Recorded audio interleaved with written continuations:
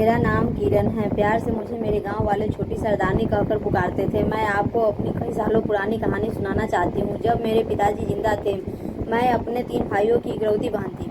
मेरी माँ तो मेरे जन्म के समय में ही मुझे छोड़कर चली गई थी। उसके बाद मुझे मेरे पिताजी ने संभाला था। हम लोगों के पास बहुत सारी जमीन जायदाद हुआ करती थी, जो हमारे पूर्वजों के समय से हमारे पास थी।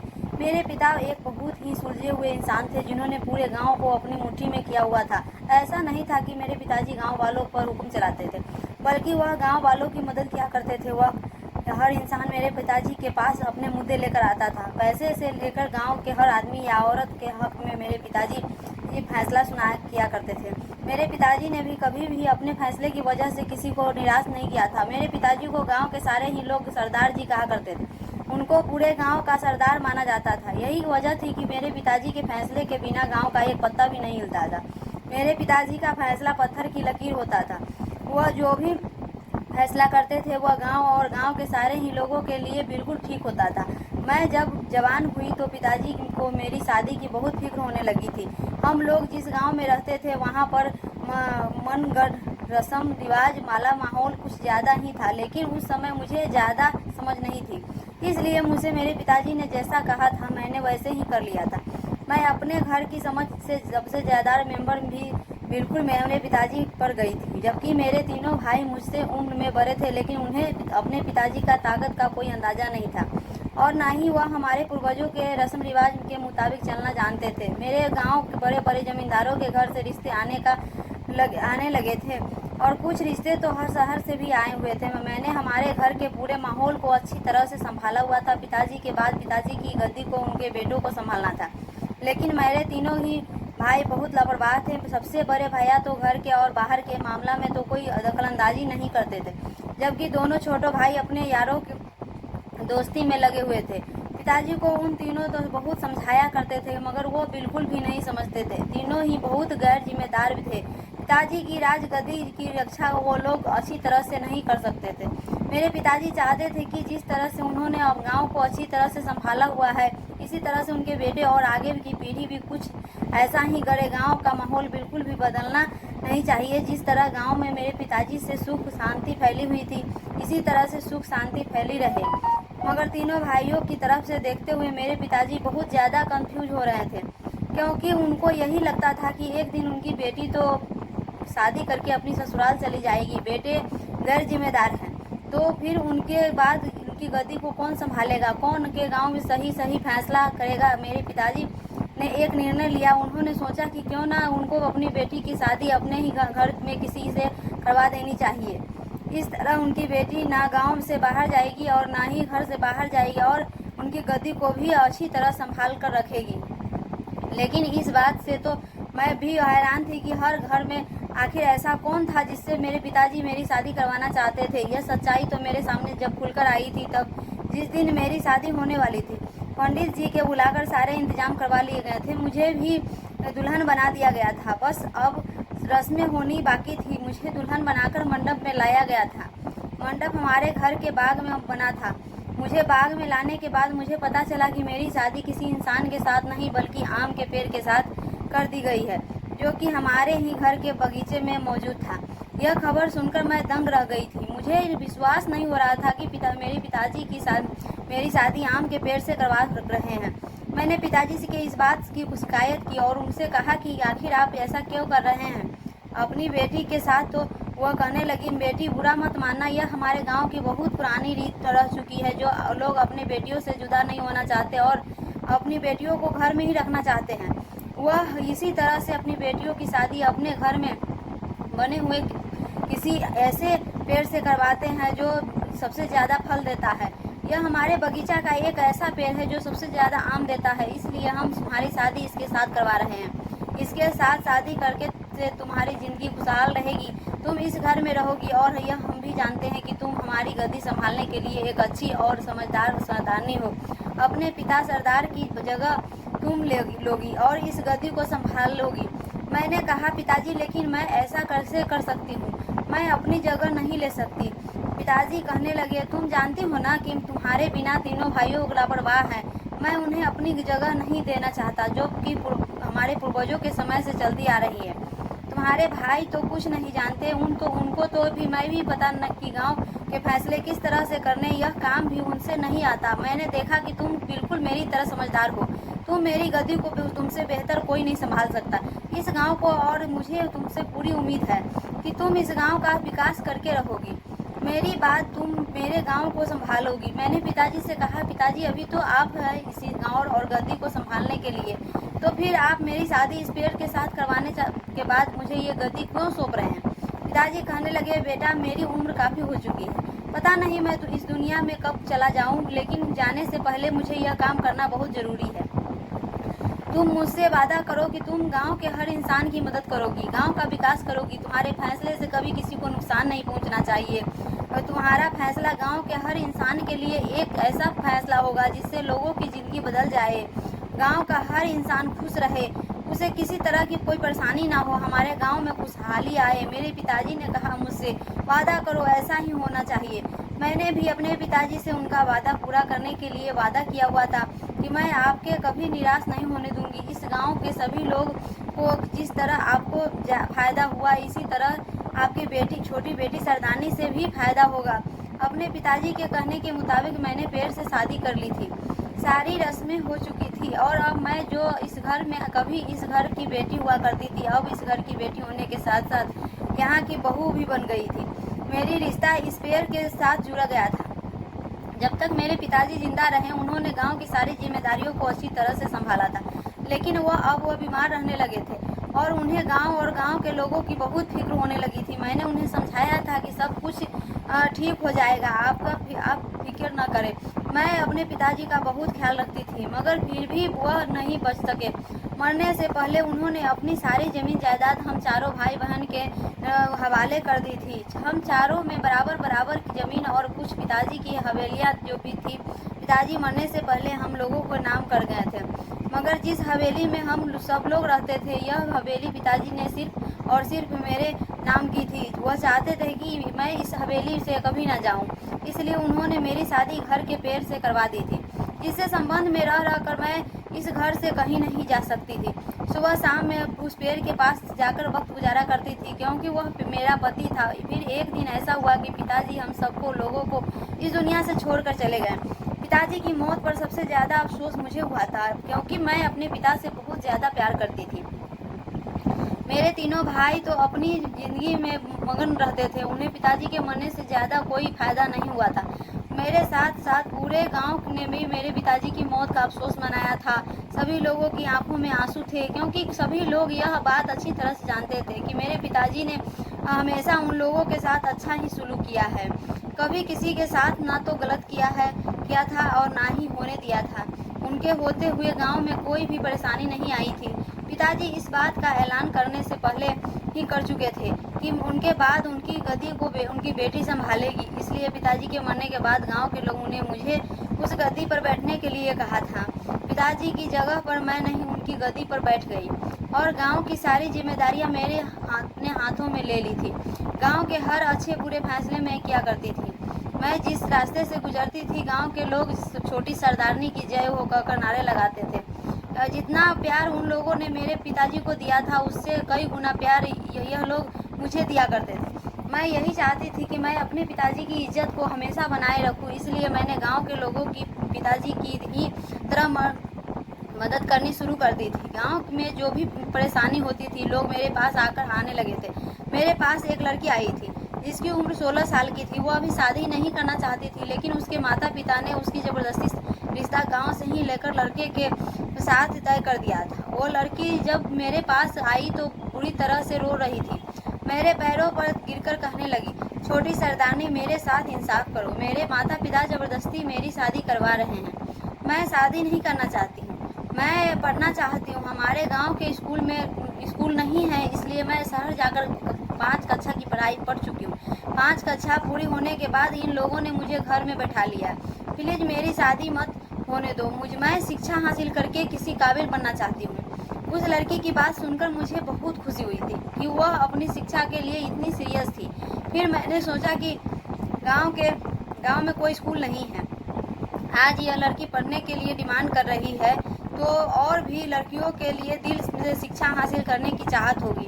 मैं तो शिक्षा हासिल कर न सकी, लेकिन मैंने उसी दिन ठान लिया था कि मैं गांव में एक स्कूल बनवाऊंगी जहां इसे ये लड़कियां पढ़ाई पूरी करेगी। मैंने उस लड़की के माता पिता को बुलाकर उनसे कहा कि इस लड़की की शादी जब तक यह नहीं चाहती, आप अपनी बेटी शिक्षा हासिल करना चाहती है तो आप इसकी जबरदस्ती शादी क्यों करवा रहे हो? उस लड़की के पिता ने कहा, छोटी सरदारनी, आपको नहीं पता, लड़कियों की उम्र में शादी कर देनी पढ़ाई लिखाई में कुछ नहीं रखा है। हमारे गांव की यही रीत है, कम उम्र की बेटियों को ब्याह देना चाहिए। मैंने कहा कि लेकिन मैं इस रीत को बदलना चाहती हूँ। बेटियों को अपने हिसाब से अपनी जिंदगी जीने का पूरा हक मैं उनको फैसले खुद करने दे दो। लड़कियों को जो शादी नहीं करना चाहती है, जो पढ़ लिख कर किसी काबिल बनना चाहती है, मैं उन्हें इस सपने को पूरा सहयोग दूंगी। मैंने गांव में 2 सरकारी स्कूल बनवाने का ऐलान कर दिया था और शहर में बड़े बड़े इंजीनियर और आर्किटेक्चर को बुलवाया था जो हमारे गांव में पड़ी हुई जमीनों पर बड़े बड़े स्कूल बना सके। मैंने गांव के सड़कों का भी जायजा इलाज किया था जो बहुत खराब हो रही थी, मैंने उनको भी ठीक करवाया था। मुझे जैसे तैसे अपने गांव का विकास करना था। गांव की बिजली बहुत खराब थी, इसलिए मैंने शहर के कुछ लोगों के साथ मीटिंग करके अपने गांव में 24 घंटे बिजली की फैसिलिटी का इंतजाम करने का गांव वालों में वादा किया था। गांव वालों को पूरी उम्मीद थी कि मैं उनके वादों को पूरा कर दूंगी। गांव में मैंने फुल तरीके से पानी की व्यवस्था की, लोगों के घरों में पानी मीटिंग करवाई गई, बिजली की भी भव्य व्यवस्था की गई, नालों और सड़कों को ठीक करवाया गया। किसानों को मैंने खेती करने के लिए कम ब्याज पर कम कर्ज दिया था। इस तरह किसान गांव में खेती बाड़ी करके अपना गुजारा कर सकते थे। मैंने गांव में अस्पताल भी बनवाने का बंदोबस्त किया था क्योंकि गांव के लोगों को अपना इलाज करवाने के लिए शहर जाना पड़ता था और गांव से शहर जाने में उन लोगों का बहुत सारा वक्त जाया होता था। इसके साथ साथ उनके ढेर सारे पैसे भी किराए में खर्च हो जाते थे। मैं गांव में सरकारी अस्पताल बनाना चाहती थी ताकि यहाँ के लोगों को मुफ्त इलाज हो सके। एक साथ मैंने काफ़ी सारे काम कर दिए थे जिससे गांव वालों बहुत खुश थे क्योंकि गांव में बहुत सारी फैसिलिटी मौजूद हो गई थी। गांव वालों को मुझसे ऐसी भी उम्मीद नहीं थी कि हमारे गांव में कम उम्र की लड़कियों की शादी कर दी जाती है। मैंने यह नियम ही बदल कर रख दिया था, जबकि लड़की की मर्जी नहीं होगी तब तक उसकी जबरदस्ती शादी नहीं करवाई जा सकती। और जो लड़का लड़की एक दूसरे को पसंद करते हैं, अगर वह दोनों एक दूसरे के साथ शादी करना चाहते हैं तो और उनके माता पिता दोनों के रिश्ते की छानबीन निकालने के बाद संतुष्ट होते ही वह उन दोनों की शादी कर सकते हैं क्योंकि इसमें बच्चों को भी खुशी होती है। इस तरह गांव में मेरा भी बोलबाला हो गया था। मेरी हवेली के सामने कई एकड़ जमीन पड़ी हुई थी, एक अस्पताल में हवेली के सामने ही बनवाना चाहती थी, इसलिए मैंने उसको बनाने का ठेका भी दे दिया था। मेरे भाइयों को भी बहुत पसंद आ रहा था। वो वैसे तो उन लोगों को मेरे या मेरे पिताजी के किसी काम में से कोई मतलब नहीं हुआ था, लेकिन जब गांव के सारे ही लोग उनसे छोटी सरदारनी की तारीफ किया करते थे, वह लोग भी बहुत इम्प्रेस होते थे और गर्व से कहते थे कि वह हमारी बहन है। कुछ समय बाद ही गांव में अस्पताल बनाने का काम शुरू हो गया था और धीरे धीरे हमारे गांव के 2 साल के अंदर काफ़ी सारी तरक्की कर ली थी और गांव में हर तरह की फैसिलिटी मौजूद हो गई थी। मेरा अस्पताल बनाने वाला काम अभी अधूरा था क्योंकि अस्पताल अभी बन रहा था। एक गांव के बीच में भी अस्पताल बनाया गया था। मैं चाहती थी कि एक अस्पताल मेरी हवेली के सामने भी बने, इसलिए मैंने वहां पर भी काम करवाना शुरू कर दिया था। अपनी हवेली के बाहर बाग में बैठकर मैं लोगों की गुनाह सुनती थी। जिन लोगों को मदद चाहिए होती थी वह सभी सवेरे मेरे घर के बाहर आकर खड़े हो जाते थे। मेरे जाते ही वो नारे लगाना शुरू करते थे और जब मैं ठीक हो बैठ जाती थी तो वह सब बैठ जाते थे। एक एक करके मुझे अपनी समस्या बताते थे। जिसकी जो समस्या होती थी उसको चुटकियों में मैं हल कर देती थी क्योंकि भगवान का दिया मेरे पास सब कुछ था, किसी चीज़ की कमी नहीं थी। जिसकी पैसे में मदद होती उसको पैसे से कर दिया करती थी और जिसको घर में लड़ाई झगड़ा होता था उसको अपनी सूझबूझ के हिसाब से सुलझा दिया करती थी। मुझे अपनी गद्दी पर बैठे हुए 3 साल हो गए थे और 3 सालों में मैंने गांव को पूरी तरह से बदल कर रख दिया था। गांव के सब लोग गांव के विकास से बहुत ज़्यादा खुश हुआ करते थे क्योंकि ज़्यादातर अब सारे ही काम हमारे गांव में होने लगे थे। अस्पताल बनने के बाद मैंने स्कूल में जल्दी ही शहर के बड़े बड़े डॉक्टर को नौकरी पर रख लिया था जो हमारे गांव के लोगों का अच्छी से इलाज कर सके। सरकारी स्कूल भी चालू हो गया था, मोबाइल नेटवर्क भी चालू कर दिए गए थे। लोगों ने अपने घरों में टीवी लगवा लिए थे जिससे कंडीशन भी हो गया था। पानी की समस्या भी दूर हो चुकी थी। लोगों ने अपने अपने घरों में पानी के कनेक्शन करवा लिए थे, जिसकी वजह से लोग अपने ही घर में पानी इस्तेमाल करते थे। उन्हें दूर नहीं नदी के किनारे पानी भरने के लिए नहीं जाना पड़ता था। इतना विकास होता देखकर मैं भी बहुत खुश हुई थी। लड़कियों के लिए मैं अलग स्कूल और कॉलेज का निर्माण करवाया था, जबकि लड़कों के लिए अलग स्कूल कॉलेज बनवाए थे। मैंने अपने पिताजी का वादा पूरा कर दिया था। हमारी बहुत सारी ज़मीन थी जिन पर किसान खेती करके अपना गुजारा करते थे। मैंने गांव के कुछ हिस्सों में कई सारी फैक्ट्रियां का भी निर्माण करवाया था, जिससे गांव के लोगों को कारोबार मिल सके, और कुछ ही साल में हमारे गांव ने काफ़ी उन्नति प्राप्त कर ली थी। मेरी हवेली के सामने अस्पताल बनने का काम शुरू हो रहा था। वहाँ पर बहुत सारे इंजीनियर और आर्किटेक्चर का काम कर रहे थे। मैंने शहर के उन चुनिंदा लोगों ने अपने गांव का काम करवाया था, जो कुछ समय में ज़्यादा काम किया करते थे। देखने में बहुत ज़्यादा खूबसूरत थी। गांव के सारे ही लोग मेरे काम के दीवाने हो चुके थे और मुझे भी सुकून मिल गया था गांव के लोगों को खुश देखकर। मगर मैं कई दिनों से एक बात नोटिस कर रही थी। जो शहर से काम करने वाले लोगों की टीम आई हुई थी, उनमें से एक लड़का मुझसे बड़ी गौर से देख रहा था। आज तक किसी की इतनी हिम्मत नहीं हुई थी कि मुझे नज़र भर के देख सके, क्योंकि सभी लोग यह बात अच्छी तरह से जानते थे कि सरदार जी की बेटी छोटी सरदारनी हूँ और मेरी शादी हो चुकी है। इस शख्स की नज़रें मुझे अपने ऊपर पड़ती हुई बहुत बुरी लगी थी, क्योंकि मैं जब भी हवेली से बाहर किसी काम के लिए निकलती थी, वह मुझे अपना काम छोड़कर घर घूर घूर कर देखता था। रात के समय मैं सारी ही टीम को बुलाकर उससे अस्पताल का निर्माण की सारी इन्फॉर्मेशन लिया था। समय भी यह मुझे बड़ी गौर से देख रहा था, और जब भी मैं कोई सवाल करती, ये एक अजीब दुनिया में खोया हुआ होता था। एक दिन मैंने इनको पर्सनली मिलने के लिए अपनी हवेली में बुलाया था। मैं इससे पूछना चाहती थी कि आखिर यह लड़का मुझे इस तरह से क्यों देखता है। जब यह मेरे कहने पर मुझसे मिलने के लिए आया तो मैंने अपने सामने बैठने के लिए कहा। मैंने कहा, तुम जानते हो कि मैं कौन हूँ? तो वह कहने लगा, जी मैं जानता हूँ, आप इस गांव की सबसे मशहूर हस्ती है, जिनको गांव वाले बहुत इज्जत देते हैं, और अपनी मर्जी के बिना तो इस गांव में पता भी नहीं हिलता है। इस गांव के लिए आपके बहुत कुछ किया है, तभी तो गांव के सारे ही लोग आपके शुक्रगुजार हैं। हर किसी के मुंह से यह आपकी तारीफ सुनता हूँ, लेकिन आपको देखते के बाद मुझे यह यकीन हो गया कि आप सच में तारीफ के काबिल हो। जितने अच्छे आप काम करते हो, भगवान ने उतनी ही खूबसूरत आपको बनाया है। मुझे माफ़ करना छोटी सरदारनी, मैं एक ऐसा इंसान हूँ जो हर बात इंसान के मुंह पर बोलता हूँ। मुझे बातों को घुमा फिरा कर बोलना नहीं आता। आज अगर आपने मुझे पर्सनली बात करने के लिए बुलाया है, तो मैं आपको यह बता देता हूँ कि मैं आपको पसंद करने लगा हूँ। उसकी बात सुनकर अचानक मेरी आंखों में खून खौल उठा था। मैंने कहा था कि तुम जानते हो कि तुम्हें इस बात की सज़ा क्या मिल सकती है? सज़ा में तुम्हारी जान भी जा सकती है। तो वह कहने लगा, मुझे मरने का कोई गम नहीं, अगर आप मुझे अपने हाथों से मार दो तो। मैंने कहा, तुम कैसी बातें कर रहे हो? पागल हो क्या? गए हो क्या? तुम शहर के लोग हमारे गांव के माहौल में खराब करना चाहते हो, और तुम्हारी नज़र भी मुझ पर आ गई है। हम तुम्हारी आंखें निकलवा सकते हैं। वह कहने लगा। मैंने कहा, हाँ, आपने आपसे छोटी सरदारनी जो आप करना चाहती है वैसा कर दीजिए, मगर मैं आपको पसंद करने लगा हूँ, आपसे शादी करना चाहता हूँ। मुझे आपकी यह ज़मीन जायदाद दौलत कुछ नहीं चाहिए, बस आपका साथ चाहिए, क्योंकि मैंने अपनी सारी ज़िंदगी में इतनी खुददार और खूबसूरत लड़की कहीं नहीं देखी।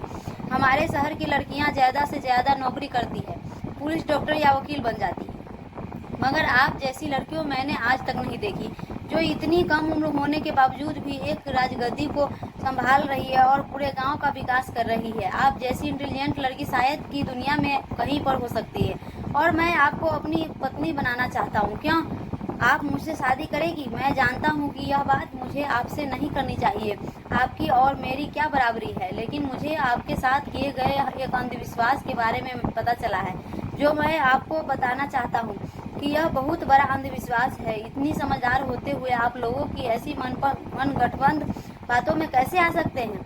मैंने कहा, क्या तुम कहना चाहते हो? क्या मतलब है तुम्हारा? तो वह कहने लगा, मुझे पता चला है कि आपकी शादी किसी पेड़ के साथ करवाई गई है। मैं काफ़ी दिनों से आपसे बात करने की तलाश में था, मगर आपसे बात करने की मेरी हिम्मत नहीं हो रही थी। जिस दिन से मैंने आपको देखा है, आप मेरे सपनों में आती हो, बार बार आपका चेहरा मेरी आंखों में सामने घूमता है। मगर मैंने फैसला कर लिया है कि अब मैं आपकी अपनी किस्मत में लाकर ही रहूँगा। मैंने कई लोगों के मुंह से भी यह सुना है कि आप शादीशुदा हो। मैंने सोचा कि मुझे पीछे हट जाना चाहिए। आपकी और मेरी कोई बराबरी नहीं है और आप कभी भी मुझसे शादी नहीं के लिए तैयार नहीं होगी। लेकिन जब मुझे पता चला कि आपकी शादी किसी इंसान के साथ नहीं बल्कि पेड़ के साथ करवाई गई है, तो मैंने सोच लिया है कि आपको दिल से ये अंधविश्वास निकाल कर रहूँगा। किसी पेड़ के साथ शादी करने के बाद आप अपनी सारी जिंदगी उसके नाम ही कर सकती है। हर इंसान को हम सफ़र की ज़रूरत होती है और मुझे लगता है कि मुझसे बेहतर हम सफ़र आपके लिए कोई नहीं हो सकता। मैं जानता हूँ कि मैं एक मामूली सा आर्किटेक्चर हूँ, मगर अपनी हैसियत से ज़्यादा आपका ख्याल रखूँगा। मैं इस दुनिया में मैंने कभी कुछ नहीं चाहा था। मेरे माता पिता भी नहीं हैं, लेकिन जब से आपको देखा है बस दिल यही कहता है कि मैं आपको हर पल देखता रहूं। मैंने कहा, तुम होश में तो हो, क्या कर रहे हो? यह कहने लगा, आपको देखकर तो मैं सारे होश खो बैठा हूँ। उसकी बातों मुझे कुछ समझ में नहीं आ रही थी, इसलिए मैंने अपने 2 नौकरों को बुलाया और उनसे कहा कि उसे उठाकर बाहर फेंक दे। वह लोग जैसे ही उसके लड़के के करीब गए तो वह कहने लगा, मुझे हाथ मत लगाना, मैं खुद यहाँ से जा रहा हूँ। वह कहने लगा, एक बार सोचना जरूर कि मैं क्या कह रहा हूँ। सारी जिंदगी आप इस पेड़ के साथ नहीं गुजार सकती। इंसान को जिंदगी गुजारने के लिए किसी दूसरे इंसान के साथ की जरूरत होती है और आपको मुझसे बेहतर साथी कोई नहीं मिलेगा। मैंने नौकरों को घूर कर देखा तो वह दोनों उसका हाथ पकड़कर उसके हवेली से बाहर ले गए थे। मगर उसके जाने के बाद मैं किसी गहरी सोच में चली गई थी और सोचने बैठ गई थी कि इस लड़के के अंदर इतनी हिम्मत कैसे आई है कि यह मेरी ही हवेली में घुसकर मुझसे इतनी बड़ी बात कह सके।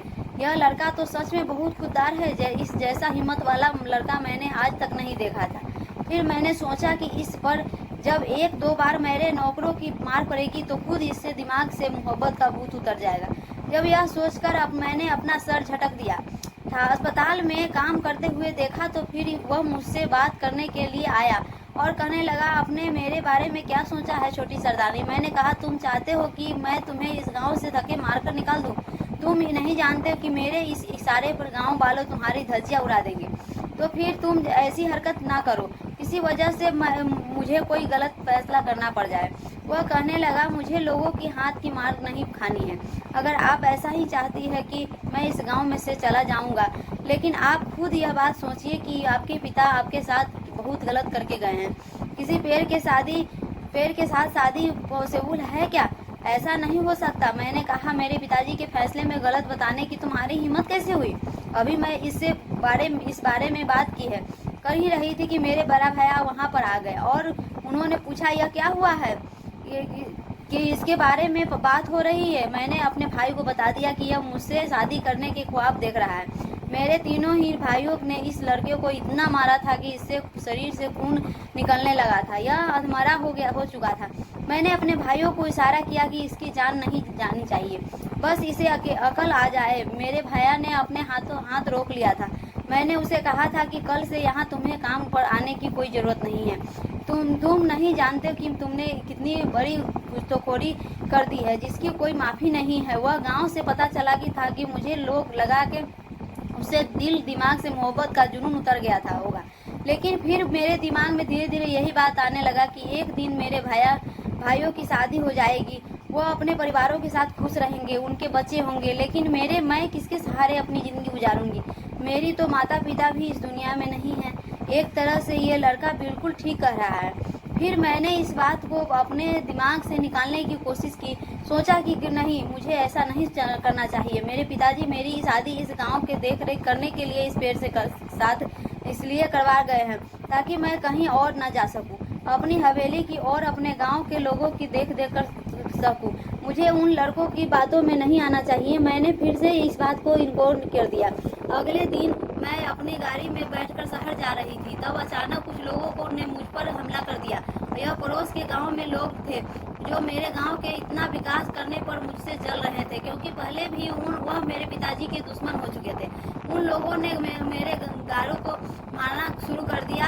गणेश मेरी रखवाली कर रहे थे, ये तभी अचानक गुंडों ने आकर मेरे गार्ड्स पर हमला कर दिया था। जब वही लड़का आया और उसे गार्ड की मदद से, इससे पहले वह लोग मुझ तक पहुंचते, उन्होंने लोग गुंडों को मारना शुरू कर दिया और मुझ तक पहुंचने नहीं दिया। उनकी हिम्मत इतनी नहीं मुझे पसंद आई थी। उस दिन तो वह मेरी मदद करने के बाद वहां से चला गया था, लेकिन 2 दिन के बाद वह फिर से गांव आया था और उसने मेरे आगे हाथ जोड़कर यही कहा था, छोटी सरदारनी, तुम अपने साथ बहुत गलत कर रही हो। तुम सबके बारे में सोचती हो मगर तुम अपने कभी बारे में नहीं सोचा। यह सोचो कि एक बेजान चीज तुम्हारे साथ सारी जिंदगी कैसे गुजार सकती है। यह पेड़ है क्या ये तुमसे बातें कर सकता है क्या? तुम्हारे सुख दुख का साथी बन सकता है क्या? यह तुम्हारी बीमारी में तुम्हारा साथ दे सकता है? ऐसा नहीं हो सकता है ना छोटी सरदारनी, मैं तुम्हें बहुत चाहता हूँ। तुम लोगों के फैसले करती हो तो लोग अपने अपने घरों में मामले तुम्हारे पास लेकर आते हैं, जिनको तुम सुलझाती हो। मैं अपना मामला तुम्हारे पास लेकर आया हूँ, मेरा दिल ना तोड़ो, प्लीज मेरी हो जाओ। मैं तुम्हें दुनिया की सारी खुशियाँ दूंगा, जैसा तुम कहोगी मैं वैसा ही करूँगा। मैं बहुत पढ़ा लिखा हूँ मगर तुम अपने साथ कुछ भी गलत मत करो। तुम अपनी आने वाली जिंदगी को अपने हाथों से तबाह नहीं करो। मैंने उससे कहा था कि 2 दिन पहले जब तुमने हमारी शादी की मदद की थी उसके लिए तुम्हारा बहुत बहुत शुक्रिया, मगर तुम हमें मजबूर मत करो कि हम तुम्हारे लिए कोई गलत फैसला करें। वो मेरी बात नहीं मान रहे थे, मेरे आगे बहुत गिड़गिड़ा रहा था। मुझे उसकी बातें बिल्कुल भी पसंद नहीं आई और इसलिए मैंने आज भी उसे नौकरों से कहकर हवेली से बाहर निकलवा दिया था।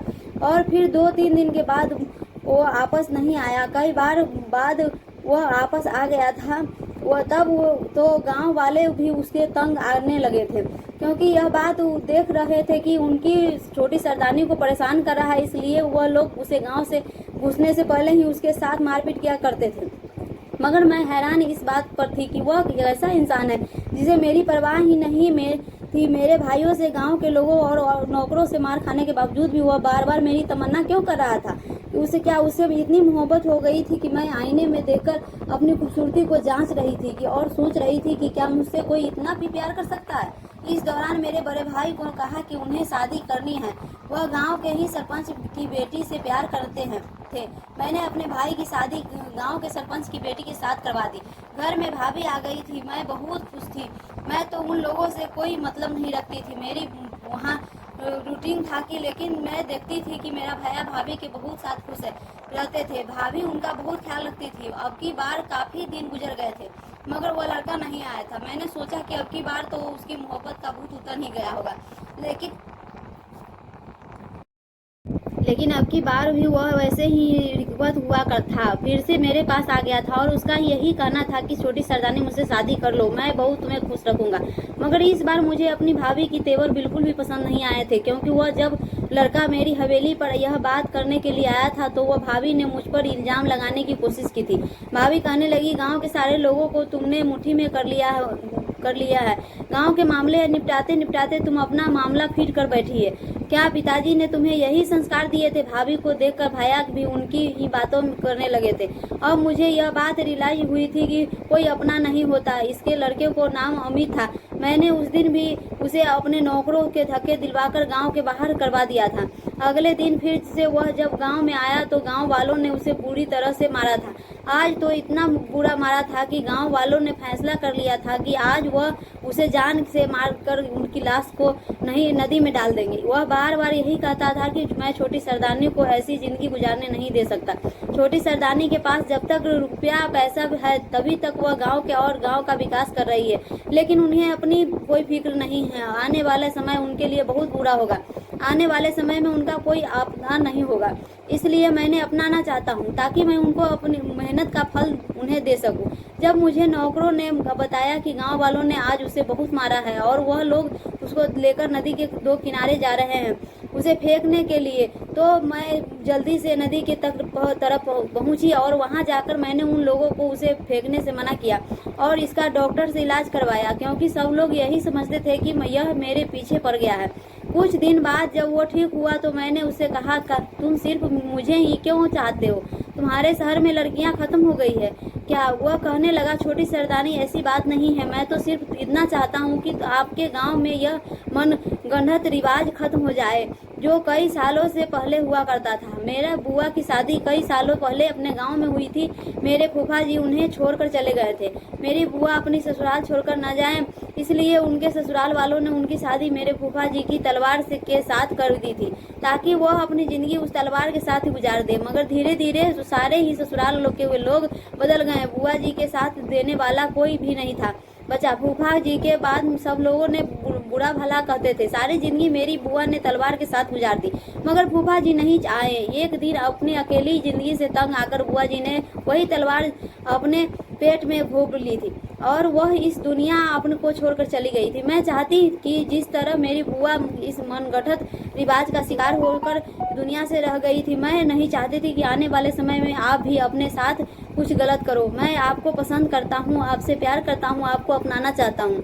अगर आपको लगता है कि मुझे आपकी दौलत से मतलब है तो आप चाहो तो खाली हाथ मेरे पास आ सकती हो। एक होनहार आर्किटेक्चर महीने से अच्छा खासा काम कमा लेता है।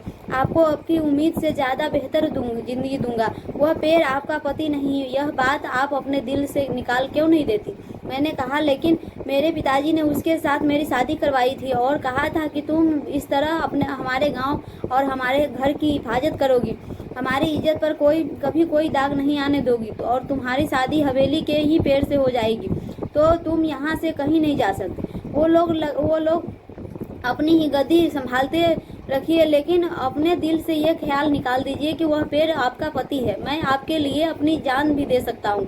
मैं यहाँ एक बार क्या 100 बार आऊँगा। मुझे आपके गांव वालों को कोई डर नहीं लगता। बस मैं आपके सिर्फ ही यही समझता हूँ कि आप इस मनगढ़ंत रिवाज का शिकार न हो। अमित के बारे में सुनकर मैं अस्पताल से उठा आई और अपने कमरे के बैठकर यही सोचने लगी थी कि एक तरह से अमित बिल्कुल ठीक कह रहा है। पेड़ एक बेजान चीज है जिसके साथ मैं अपनी सारी जिंदगी तो नहीं गुजार सकती।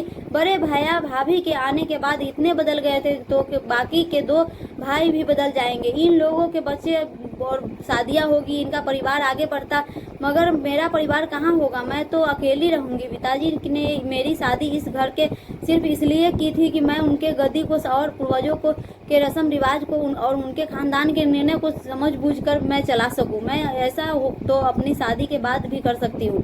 धीरे धीरे मेरे दिमाग में यह बात अब आने लगी थी कि मेरे पिता ने मेरी एक पेड़ के साथ शादी करवाकर मुझे इस जिम्मेदारी में बांध दिया है ताकि मैं यहाँ उसे कहीं न जा सकूँ। मैं बहुत परेशान रहने लगी थी। जब मेरे सबसे छोटे भाई ने मुझे परेशान देखा तो उन्होंने कहा कि तुम क्यों परेशान हो छोटी सरदारनी? तो मैंने उन्हें सारी बात बताई। यही कहने लगी कि तुम बिल्कुल ठीक सोच रही हो। वह लड़का सच में तारीफ के काबिल है, क्योंकि कई बार गांव वालों ने उनके जान लेने की कोशिश कर चुके हैं। अगर वह तुमसे प्यार नहीं करता तो अपने दिमाग से तुम्हें पहले फल में निकाल देता, लेकिन वह तुमसे बहुत प्यार करता है और फिर वह तुमसे बिल्कुल ठीक बात बता रहा है। तुम यही रहो और अपनी गद्दी को इसी तरह से संभालते रहो जिस तरह से पिताजी संभाला करते। तुमने तुम्हारे गांव का विकास काफी हद तक कर दिया है। शायद तुम्हारी जगह हम तीनों भाइयों में से कोई नहीं कर सकता था। गांव के बहुत सारे लोगों की दुआएं तुम्हारे साथ है। तुम सारी जिंदगी अकेली मत रहना, क्योंकि इंसान की जवानी के बाद तो उसे बुढ़ापा भी आता है। अपनी जवानी में कसकब साथ, मगर बुढ़ापे में कोई साथ नहीं देता है। वह समय इंसान के लिए सबसे कठिन समय होता है जब वो अपने जरूरत की होती है। तुम चाहो तो अपने लिए फैसला करो कि तुम उसके लड़के के साथ शादी कर लो। मैंने भैया से कहा है, भैया आप यह क्या कर रहे हो? मैं उस लड़के के साथ शादी कैसे कर सकती हूँ? गांव की देखरेख कौन करेगा? भैया कहने लगे, तुम शादी के बाद भी गांव की देखरेख कर सकती हो। तुम उससे यही कहना कि तुम उसके घर नहीं जाओगी, बल्कि वह तुम्हारे साथ यहाँ रहेगा। मगर वह शर्त पर राजी हो जाता है तो तुम उसके साथ शादी कर लेना। भैया की बातों में मेरे दिमाग में आ गई थी। भैया कहना क्या चाह रहे थे कि इस तरह मेरे पिता की बात भी कायम रहे कि मैं यहाँ से जाऊंगी भी नहीं और मेरी अंतिम अमित के साथ शादी भी हो जाएगी। मैंने जब उसे इस बारे में बताया तो वह मुझसे शादी करने के लिए तैयार हो गया था और उनसे कहा कि मैं एक खुददार इंसान हूँ, मैं सिर्फ आपको पाना चाहता था। मुझे आपकी दौलत से कोई मतलब नहीं है। मैं जो काम पहले करता था मैं वही काम आपकी शादी के बाद भी करता रहूंगा। मैं यह नहीं चाहता था कि दुनिया वालों समझे कि मैंने आपसे शादी दौलत के लिए की। उसकी बात सुनकर मेरे दिल में उसके लिए जगह और बढ़ गई थी, इसलिए मैंने उसके साथ शादी कर ली थी। गांव के सब लोग मेरी और उसकी शादी में शामिल हुए थे। मेरे भाइयों ने मेरी शादी उसके साथ खूब धूमधाम से करवाई थी। मेरे इस फैसले से पर तीनों भाइयों भी खुश थे और उन्होंने खुशी खुशी मुझसे यही कहा था कि तुम्हारे गांव बहुत विकास किया है, बहुत मेहनत की है तुमने यह सब कुछ करने के, इसलिए तुम्हारी सारी जायदाद की हकदार मेरे तीनों भाइयों ने फैसला किया था कि वह हवेली जो मेरे नाम है उसमें से मैं अपने पति के साथ रहूं, जबकि वह लोग अपने अपने हिस्से में चले जाएंगे जो पिताजी ने उनके नाम किए थे। तीनों भाइयों मेरे घर से चले गए थे और मैं हवेली में अपने पति के साथ रहने लगी थी। अमित ने मेरी जिंदगी में कभी कोई कमी नहीं आने दी थी। अपनी मेहनत की कमाई से उसने मेरे साथ कंधे से कंधे मिलाकर गांव का विकास किया था।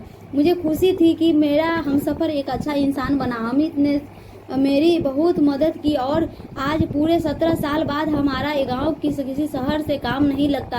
अमित और मैं एक दूसरे के साथ बहुत खुश है और आज भी मेरे पिता का वादा पूरा कर रही हूँ और गांव में मैंने सारी मनगढ़ंत रस्मों को खत्म कर दिया है जिस पेड़ को मैं अपनी पति मानती थी। अमित से शादी करने के बाद मुझे पता चला कि मैं समझदार होने के बावजूद भी एक बेवकूफ़ का शिकार बन गई थी। मैं अब अपने पति के साथ खुशी खुशी जिंदगी गुजार रही हूँ और आज इतने सालों बाद मुझे अपने गांव को इतना खूबसूरत और अच्छा देखकर बहुत खुशी होती है। दोस्तों, कहानी शुरू करने से पहले वीडियो को लाइक करें और कमेंट करके आप बताएं कि आपको हमारी कहानी कैसी लगी और अगर आप अपनी कहानी हमारे चैनल पर देखा चाहते हैं तो अपनी स्टोरी हमें मेल करें।